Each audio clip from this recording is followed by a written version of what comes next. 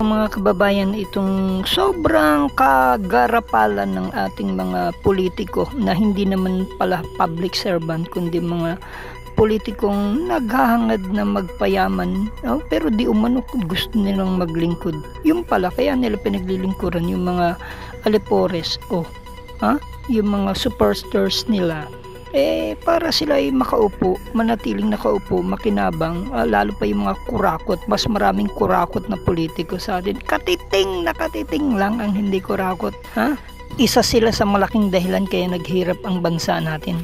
Kung yan ay para sa paglilingkod, di sana maski sweldo nila handa nilang ibigay, kaso minsan yung iba, yung sweldo nila gusto nila kanila lang, huwag niyong pakialamanan.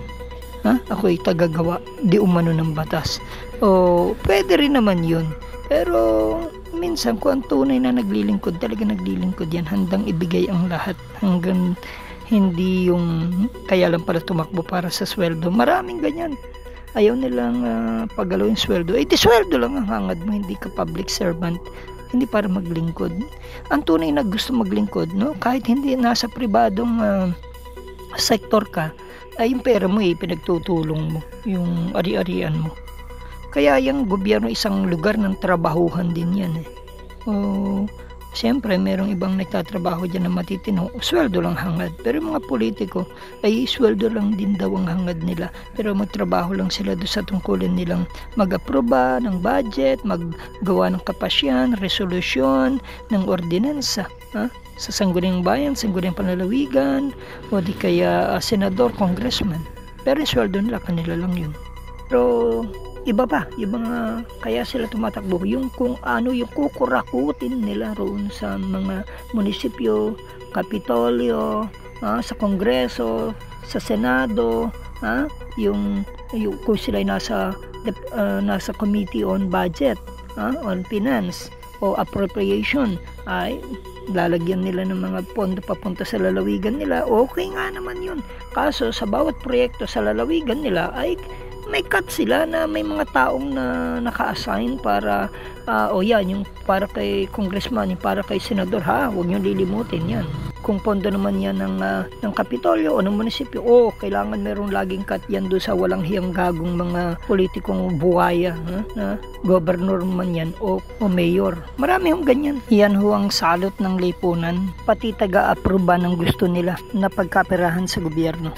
Yung mga pondo na para na talagang pantulong talaga sa lubos na naghihirap, nakikisaw-saw pa sila. Nakala mo ba kanila yung pondong yun? Hindi kanila yun. Buwis ng bayan yan, sila ay paswelduhan lang. Swapang nga yun, maramot nga yung magtulong Pero yung talagang, kung tumulong man yan, yung galing sa kurakot, galing sa lagay ng mga illegal na mga magsusugal o illegal na nakukuha nila, siguro yan, maluwag nilang ipangsugal o maluwag nilang ibigay sa tao. Pero galing din yan sa kaban ng bayan. Sa sobrang luluho ng ibang iyan, talaga namang kulang pa sweldo nila, kaya nangungurakot. Yung mga pangtulong sa mga mahihirap, akap, aik, at iba pa, ay may kickback sila, konti na lang napupunta. Ginagago ang mga Pilipino talaga. Sila ang nagpapayaman ng mga walang hiyang iyan. Hindi pa tamaan ng mga kidlat yan. Kunin na sana ni Lord. Mga peste sila ng lipunan, salot. Hindi man sila at makiayon sa kanila ang diablo sa mundong ito at ang mga kaalipores nila na hindi naiimbestigan, may lugar sila, may tamang pag-aani. Sigurado yan. Yan ang pinangako ng Panginoon. Mayroon tamang pag-aani dyan. Buhay na walang hanggan, wala sila. Pag namatay sila, oras na kamatayan nila. Or else dito, ang dami ko nakita, nagdanas ng iba yung hirap. Kala namang ng iba, kaya sila pinapadaan lagi ng hirap para magbalik sa huling sandali. Hindi, para sila ay kunin na ang buhay at ilagay na sa posisyon nila sa impyerno. Kung sila ay nagpatuloy sa kasalanan, hindi nagbago, hindi nagtuwid, hindi nag-correct ng kanilang ginawang kalukuhan, umasa lang sa last 2 minutes ng buhay nila, hindi na sila mabibilang sa well done my good and faithful servant. Hindi sila naging tapat hanggang wakas. Ang alam lang nila, sa huli sila magsisi para hindi na muling magkasala. Pero wala pala silang nagawa. Nabuhay pala sila ng kasalanan at hindi pagtupad sa layo ng Diyos sa buhay nila, sa kalooban ng Diyos. Marami iyan. po, mga mamamayang Pilipino talagang napapaloko pa rin eh. Kasi tayo mga Pilipino, mabigyan ng tulong, parang inuutang na loob na. Hindi. Yes, oo. Meron tayong utang na loob, pero pera yan ng bayan.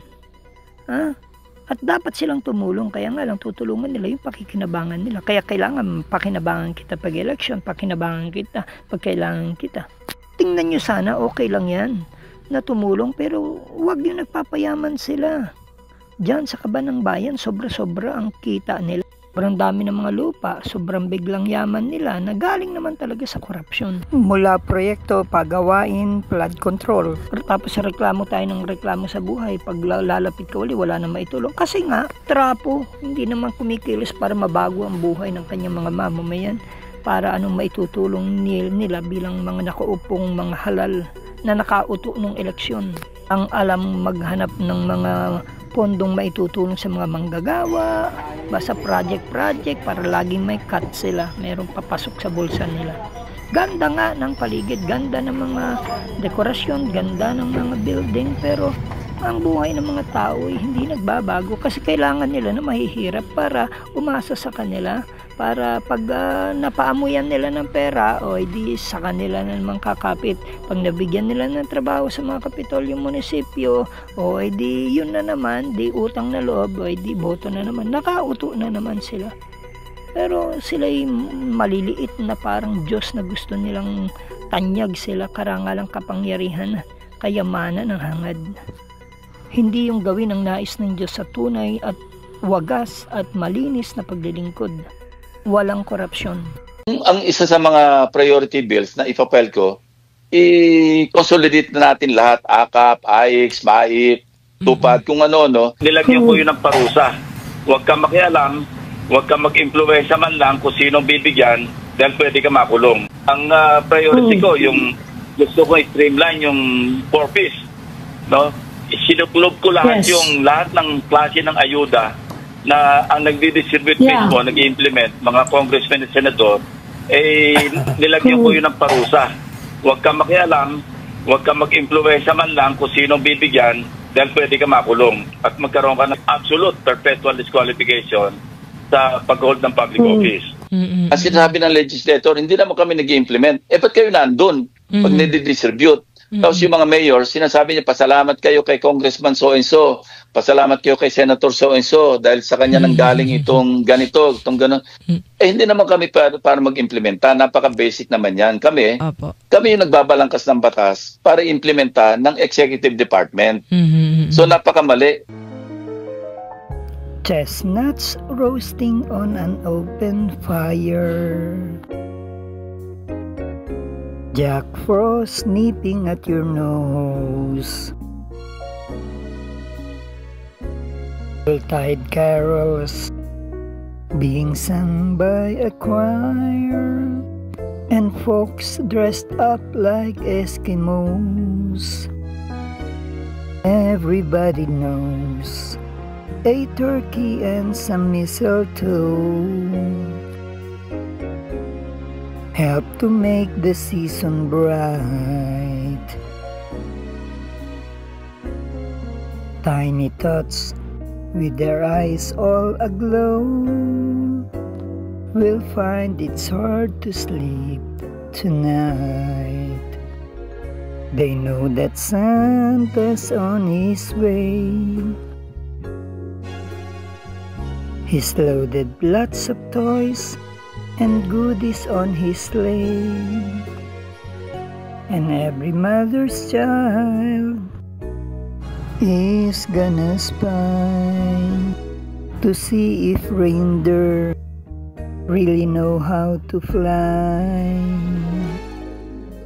And so I'm offering this simple phrase to kids from 1 to 92. Although it's been said many times, many ways, Merry Christmas to you.